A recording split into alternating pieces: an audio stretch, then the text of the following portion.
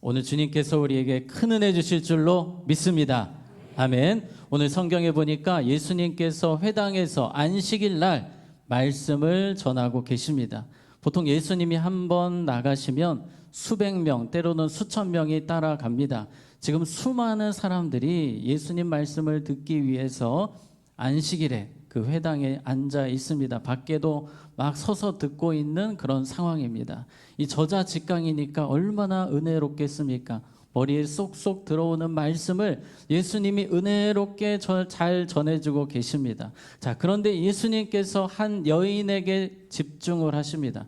그 여인은요, 허리가 꼬부라져 있습니다. 한 90도 이상 꼬부라져서 펴지 못하고 계속 그러고 있는 거예요. 자, 이 모습을 오늘 성경 11절에 이렇게 설명합니다. 18해 동안이나 귀신 들려 앓으며, 자, 여기서 말하는 귀신은 떠돌아다니는 사람의 혼이 아니에요. 어떤 사람들은 귀신이 성경에 나오면 사람이 죽어서 떠돌아다니는 홀령이라고 생각하는 사람도 가끔 있는데, 그런 것이 아니고 사람이 한번 죽으면 천국 아니면 지옥입니다. 귀신, 떠돌아다니는 귀신, 그런 것은 없고, 여기서 말하는 귀신은 사탄의 졸개다라는 말이에요. 자, 귀신 들려 앓으며 꼬부라져 조금도 펴지 못하는 한 여자가 있더라. 누구에게 그렇게 됐습니까? 귀신에게 이끌려서 한 번도 18년 동안 허리를 펴지 못하고 그렇게 짓눌려 살았습니다. 우리는 여기서 사탄이 하는 일이 무엇인지를 보게 됩니다. 한 사람의 영혼을, 육신을 피폐하게 만듭니다. 행복을 사라지게 만듭니다. 평생 고통 속에 신음하며 살게 만듭니다. 이것이 사탄의 목표입니다. 그렇게 사탄은 이 여인을 18년이나 짓누르며 끌고 왔습니다. 여러분, 우리가 이 사탄의 존재에 대해서 생각할 것이 있습니다. 오늘 이 질병은 누구로부터 왔다고 합니까? 귀신으로부터, 사탄으로부터 왔다라고 합니다. 그런데 모든 질병이 다 사탄이 주는 것입니까? 아니죠. 근데 모든 질병이 사탄으로부터 왔다, 귀신으로부터 왔다라고 하는 이단이 있는데 귀신파라고 합니다. 예전에 그 어떤 교회였습니까? 성락교회가 이제 그런 일을 많이 했었는데, 제가 중학교 때 제 친구가 성락교회를 열심히 다니는 친구였어요. 제가 그냥 장난으로 한번 이야기를 했습니다. 혹시 너는 공과 공부 시간에 귀신 쫓는 거 아니냐? 그랬더니 정말 그렇대요. 예, 중고등부 학생들이 모여서 서로 공과 공부 시간에 귀신 쫓아주고 그런 것도 했다고 이제 이야기하는 걸 들었습니다. 이 귀신파에서는 모든 게 다 귀신으로부터 왔다라고 해석을 합니다. 잘못된 해석입니다. 여러분, 성경에 보면 귀신이 주는, 사탄이 주는 병도 있지만 안 그런 병이 대부분이에요. 그래서 우리에게 오는 대부분의 질병은 사탄이 주는 질병이 아닐 경우가 확률이 높습니다. 사탄이 주는 질병은 아주 극소수에 불과합니다. 자, 그런데 이 여인은 그렇게 18년 동안 짓눌려 살았습니다. 우리의 모습을 생각해 보기 원해요. 사탄이 이 여인에게 한 것처럼 우리에게 할 수 있을까요? 없습니다. 사탄은 우리에게 함부로 할 수 없다라고 성경이 말씀합니다. 성령님이 우리 안에 계시기 때문에, 성령님이 우리를 지켜주시기 때문에 이 여인을 사로잡은 것처럼 사탄이 우리의 삶을 그렇게 사로잡지는 못합니다. 자, 드디어 예수님께서 이 여인을 치료하려고 준비하십니다. 먼저 다른 사람들은 다 이 여인을 그냥 불쌍한 여인으로 봤지만 예수님은 귀신에 묶여있는 여인이라는 것을 보셨습니다. 우리에게도 그런 눈이 필요합니다. 불신자들을 바라볼 때에 그냥 일반적인 사람이 아니라 사탄에게 매여 살아가는, 사탄의 종으로 살아가는 사람들임을 우리가 볼 수 있어야 합니다. 그들을 기도해 주지 않으면 주님 앞에 나올 수가 없습니다. 이끌어 주지 않으면 혼자의 힘으로 나올 수 없는 사람들입니다. 왜요? 사탄에게 묶여있는 사람들이기 때문입니다. 우리는 불신자들을 바라볼 때에 그들을 위해 기도해 주어야 하고 하나님의 사랑으로 이끌어 주어야 하는 것입니다. 드디어 예수님께서 이렇게 말씀하십니다. 12절에 예수께서 보시고 불러 이르시되 여자여 내가 내 병에서 놓였다 하시고 13절 같이 읽습니다. 시작. 안수하시니 하나님께 영광을 돌리는지라. 아멘. 하나님께 영광을 돌립니다. 할렐루야를 외칩니다. 놀라운 기적이 일어났습니다. 왜 이런 기적이 일어날까요? 따라해 봅시다. 예수님이 왕이시기 때문입니다. 아멘. 예수님이 왕이시기 때문에 모든 질병 떠나가게 되는 겁니다. 악한 영은 떠나가게 되는 것입니다. 예수님이 왕이시기 때문에 우리의 모든 삶의 문제의 진정한 해결자가 되심을 믿으시기 바랍니다. 오늘 말씀하시는 우리 예수님은 우리의 누구십니까? 왕이십니다. 왕으로서 우리에게 말씀하실 때에 우리는 아멘하며 말씀에 순종하는 삶을 살아야 합니다. 자, 이 여인이 고침을 받고 드디어 18년 만에 허리가 펴졌습니다. 얼마나 몸이 가벼운지 몰라요. 행복이 찾아왔습니다. 마치 축복송이라도 들어야 될 것 같은데 그렇지 않습니다. 분위기가 갑자기 험악해지는 거예요. 회당장이 갑자기 튀어나옵니다. 지금 같으면 마이크를 딱 잡더니 화를 내는 겁니다. 울그락불그락 해가지고 막 화를 내는데 그 이야기가 14절에 나옵니다. 회당장이 예수께서 안식일에 병 고치는 것을 분내어 무리에게 이르되 일할 날이 엿새가 있으니 그동안에 와서 고침을 받을 것이요 안식일에는 하지 말 것이니라 하거늘. 너무나도 어이가 없는 행동을 합니다. 예수님께서 고쳐주셨는데, 왕이신 예수님께서 죽어가는 사람 살려주셨더니 이 회당장이 이야기하기를 이거는 안식일에 해서는 안 되는 행동입니다. 고칠 거면 안식일 말고 그냥 일반 평일에 할 것이지 왜 안식일 날 이런 일을 합니까? 이게 좀 이해가 되지 않습니다. 여러분, 회당장은요 기도를 많이 하는 사람이었습니다. 성경 박사였습니다. 그런데 지금 하는 행동이 너무나도 어이가 없고 마치 사탄의 하수인, 사탄의 수석 하수인처럼 지금 행동을 하고 있습니다. 누구 앞에서요? 하나님 앞에서, 왕 앞에서 지금 대들고 있는 격입니다.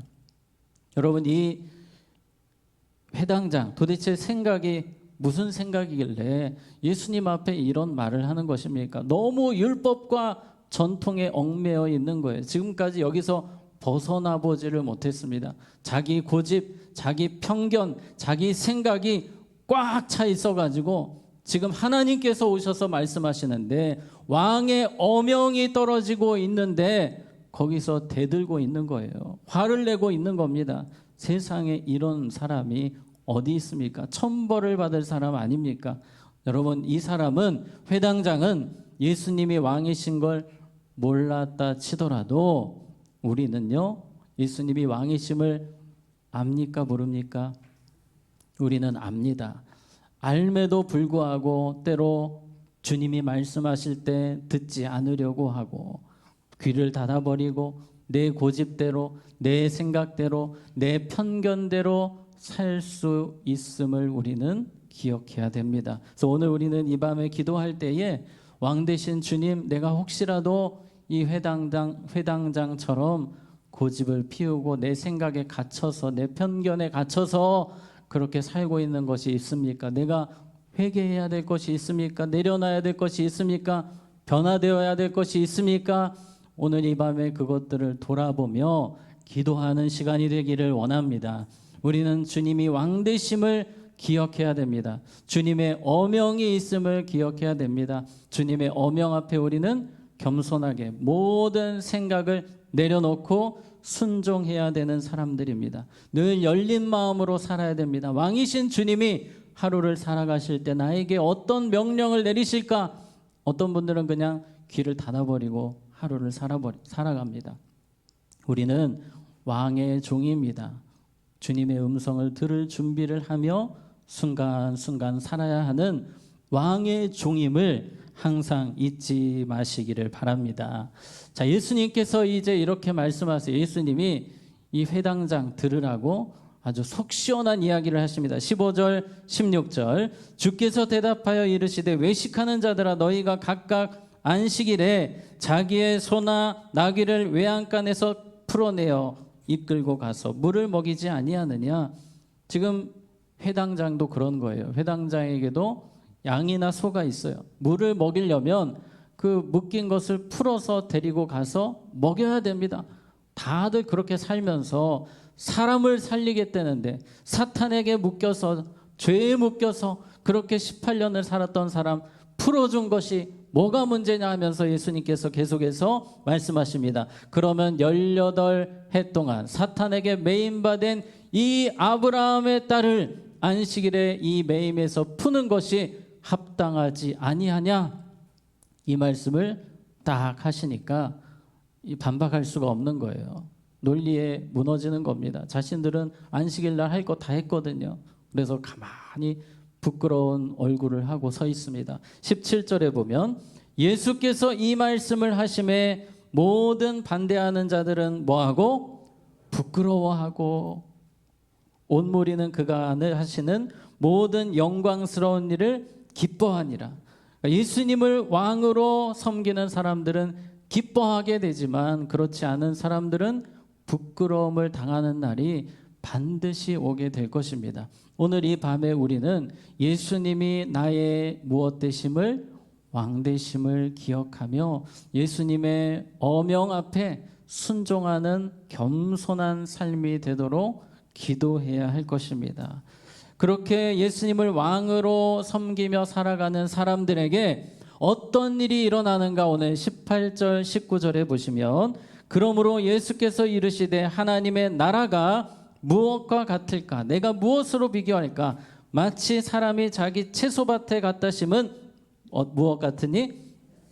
겨자씨 하나를 같으니 자라나무가 되어 공중의 새들이 그 가지에 깃들였느니라. 아멘. 예수님을 믿고 예수님을 왕으로 섬기며 살아가는 사람들에게는 하나님의 나라가 어떻게 되는지를 눈으로 똑똑히 보게 된다는 겁니다. 그게 바로 겨자씨예요. 겨자씨. 자, 겨자씨 사진을 한번 보겠습니다. 여러분, 겨자씨 정말 작죠? 눈에 잘 보이지도 않는 이 겨자씨를 심으면 어떻게 변합니까? 그 다음 사진 보시면 이렇게 변합니다. 우리는 보통 나무를 생각하는데 이스라엘 갈릴리에 가면 이 겨자씨 나무가 아니라 겨자 풀같이 보입니다. 풀. 제주도 가면 뭐가 있습니까? 유채꽃. 유채꽃과 거의 비슷해요. 거의 유채꽃 패밀리라고 보시면 됩니다. 비슷하게 생겼는데 사람들은 성지순례 오면은 보통 겨자 나무 어디 있어요? 이거 아닌데 왜 이것만 보여줘요? 상당히 실망하신다고 합니다. 근데 이게 전부예요. 겨자는 잡초가입니다. 잡초가. 딱히 뭐 대단한 게 아니에요. 그래서 우리가 나무를 생각하잖아요. 이 갈릴리 사람들에게는 예수님의 말씀이 엄청 감동이에요. 우리는 이게 뭐예요? 왜 나무가 아닌데? 이런 생각을 하잖아요. 그런데 이 사람들은 자신들을 바라볼 때 마치 이 겨자 풀처럼 잡초처럼 생각을 합니다. 그 당시 갈릴리 분위기가 로마의 압제에 이방인들의 압제에 눌려있는 땅이었기 때문에 스스로를 잡초와 같은 인생이라고 생각했는데 예수님이 잡초와 같은 우리를 나무처럼 만들어주신다고 하니까 그 말씀이 19절에 우리 다시 한 번 더 봅니다. 마치 사람이 자기 채소밭에 갖다 심은 겨자씨 하나를 같으니 자라나무가 되어 공중의 새들이 그 가지에 깃들였느니라. 아멘. 여러분, 보통 이 잡초과의 식물을 자기 채소밭에 갖다 심는 사람이 있을까요? 없습니다. 근데 우리 하나님께서는 잡초와 같은 인생, 잡초와 같은 겨자풀을 하나님의 밭에 심으셔서 엄청난 나무로 키워주신다는 겁니다. 할렐루야. 우리의 모습이, 하나님을 섬기는 모습이 세상이 볼 때는 작은 겨자씨 같고 그 겨자씨가 커봤자 잡초 같은 모습, 대단한 모습 같지 않지만 우리는 어디 밭에 심겨져 있습니까? 주님의 밭에 심겨져 있습니다. 더 멋진 나무로 주님이 키워주시는 인생이 될 줄로 믿습니다. 그것이 바로 하나님을, 예수님을 왕으로 섬기는 자의 인생입니다. 한 가지 이야기를 드리려고 합니다. 여러분, 가나라는 나라, 아프리카 가나 들어보셨죠? 이 가나라는 나라는 기독교 국가가 아니었습니다. 1828년에 독일의 바젤 선교회 선교사님들이 이 땅에 오셨습니다. 주님의 명령에 순종해서 예수님을 왕으로 섬기는 선교사님들이 이 땅에 오셨어요.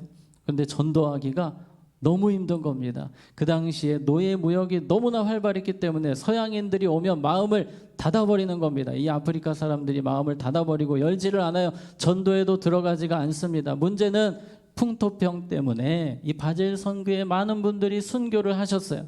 아, 이제 안 되겠다. 철수해야 되겠다. 다 이런 생각을 하셨는데 기도하면 할수록 왕이신 예수님께서 조금 더 버텨라. 버텨야 된다. 그래도 전해야 된다. 그래도 사역을 감당해야 된다라고 하시는 거예요. 그래서 이 선교사님들이 끝까지 남아서 선교 사역을 감당하셨는데 10년, 20년, 30년 정도 지나니까 드디어 겨자씨가 커가기 시작합니다. 하나님의 나라가 확장이 되는데 엄청난 부흥이 가나안 땅에 일어나기 시작하는 겁니다. 그리고 100년 복음이 들어가고 100년이 되었을 때 그 다음 사진 보시면 기독교 인구가 여기 전체 인구가 3,500만이거든요. 지금 현재 3,500만인데 기독교 인구가 무려 72%까지 올라왔어요. 대단하지 않습니까? 선교사님들이 처음에 믿는 사람 없던 이 지역에 겨자씨, 정말 보잘것없는 겨자씨와 같은 그런 모습이었지만 왕으로 주님을 섬기며 주의 일을 감당하는 이분들을 통해서 하나님 나라가 멋진 겨자씨가 나무로 성장하는 은혜를 주셨습니다. 우리의 삶에도 하나님은 이러한 놀라운 일들을 준비하고 계십니다. 누구를 통해서요? 예수님을 왕으로 섬기며 주님을 위해 헌신하고자 하는 사람들을 통해서 우리의 상상을 뛰어넘는 일을 준비하고 계십니다. 문제는 주님을 왕으로 섬기지 않고 교회는 다니지만 율법학자들처럼 회당장처럼 자기 고집, 편견, 생각에 이끌려 살아가는 사람들은 그 은혜를 누릴 수가 없습니다. 그러므로 오늘 이 밤에 주님이 나의 왕이십니다. 내가 왕이신 주님의 말씀 앞에 온전히 내 생각 모두 꺾고 내려놓고 순종하며 하나님 나라의 겨자씨로 쓰임받게 하여 주시옵소서. 그렇게 기도하는 우리 모두가 되기를 원합니다. 이 시간 우리 함께 찬양하기 원합니다. 이 시간 먼저 잠깐 기도하고 찬양하겠습니다. 하나님, 겨자씨와 같은 연약한 보잘것없는 우리의 모습이지만 예수님을 왕으로 섬기며 주님을 위해 헌신하는 자들에게 겨자씨가 겨자풀이 되고 겨자나무가 되는 기적을 일으키시는 하나님을 보게 하여 주시옵소서. 오늘 이 밤에 우리의 잘못된 생각, 편견, 고집 있다면 왕 되신 주님 앞에 다 내려놓게 하시고 주님이 원하시는 모습으로, 주님 기뻐하시는 모습으로 변화되는 축복의 밤이 되게 하여 주시옵소서. 예수님의 이름으로 기도하옵나이다. 아멘.